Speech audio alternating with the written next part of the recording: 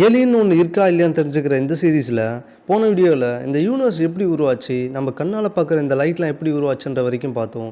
இந்த வீடியோவில் இந்த லைட் உருவாகியும் இந்த யூனிவர்ஸில் இருட்டை போக்கவே முடியல. அதுக்கு என்ன காரணம்? அதுக்கு முன்னாடி சயின்ஸை ஒரு என்டர்டைன்மெண்ட் மாதிரி ஜாலியாக பார்க்குற ஆளா நீங்கள் சப்ஸ்கிரைப் பண்ணி வச்சுக்கோங்க, அதிகமாக பார்க்கலாம். இந்த பூமிக்கு ஒரு புதுசாக வந்த கண்ணுக்குட்டி எந்தளவுக்கு ஜாலியாக ஓடி ஆடுமோ அந்த மாதிரி இந்த யூனிவர்ஸுக்கு இந்த லைட் வரும்போது அந்தளவுக்கு ஃப்ரீயாக எல்லா இடத்துக்கும் பரவுச்சு. இருந்தாலும் அதால் இந்த யூனிவர்ஸில் இருட்டை போக்கவே முடியல. அதுக்கு காரணம் இந்த யூனிவர்ஸில் எந்த ஒரு பொருளுமே உருவாகலை, அதாவது பிளானட், கேலக்ஸி எதுவுமே. ஸோ இங்கே லைட் இருந்துமே அதோடைய பிரயோஜனமே இல்லாமல் தான் இருந்தது. குறிப்பாக சொல்லணும்னா இந்த ஒரு ஸ்பெசிஃபிக்கான இடத்துல இங்கே ஒரு பொருள் இருக்கும்போது தான் இந்த இடத்துல லைட் இருக்கா இல்லையான்றது தெரியும். அதுவே இங்கே பொருள் இல்லைன்னா இதுக்கு பின்னாடி இருக்க இடம் தான் தெரியுமே கண்டி இந்த இடத்துல ஒரு லைட் இருக்கா இல்லையான்றதே தெரியாது. அதுபோல தான் இந்த யூனிவர்ஸில் லைட் இருந்துமே அதை பார்க்குறதுக்கு எந்த ஒரு பிளானட், கேலக்ஸி எதுவுமே இல்லை. ஸோ அது ஒரு டார்க் ஏஜாக தான் இருந்தது. இந்த cosmic dark age big bang பிறந்த 3 லட்சம் வருஷத்துல இருந்து 100 மில்லியன் வருஷம் வரைக்கும் டார்க் ஏஜாக தான் இருந்தது.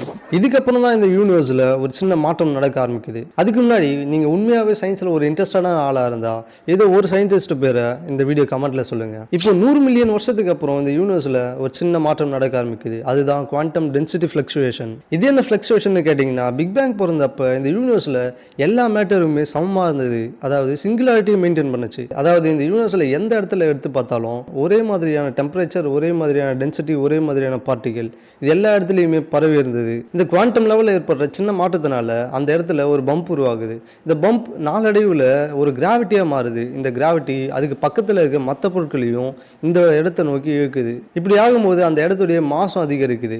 நம்ம எல்லாருக்குமே தெரியும், ஒரு கிராவிட்டிங்கிறது ஒரு பொருளுக்கு எந்த அளவுக்கு மாஸ் இருக்கோ அதை பொறுத்து தான் அதுக்கான கிராவிட்டியும் இருக்கும். ஸோ இந்த இடத்துல அதோடைய மாஸ் அதிகரிக்க அதிகரிக்க அந்த இடத்துடைய கிராவிட்டி அதிகமாகுது. இப்படி ஆகும்போது இது இன்னும் கிராவிட்டி இன்னும் மாஸ்ன்ற சைக்கிளில் அதிகரிச்சுக்கிட்டே தான் போகுது. அதாவது நம்ம படத்திலலாம் பார்த்துருப்போம், ஒரு பனிமலையில் ஒரு சின்ன பனியை உருட்டி விடுவாங்க.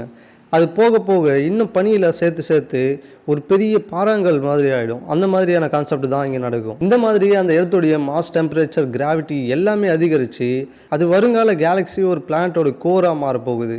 இதுக்கப்புறம் தான் இந்த யூனிவர்ஸில் முதல் ஸ்டார் உருவாக போகுது. அந்த ஸ்டாருடைய பேர் நான் அடுத்த வீடியோவில் சொல்கிறேன். உங்களால் முடிஞ்சா இந்த வீடியோலேயே சொல்லுங்கள். அப்புறம் லைக் பண்ணிவிட்டு சப்ஸ்கிரைப் பண்ணிட்டு போயிடுங்க. அப்போ தான் அடுத்த வீடியோ உங்களுக்கு வரும்.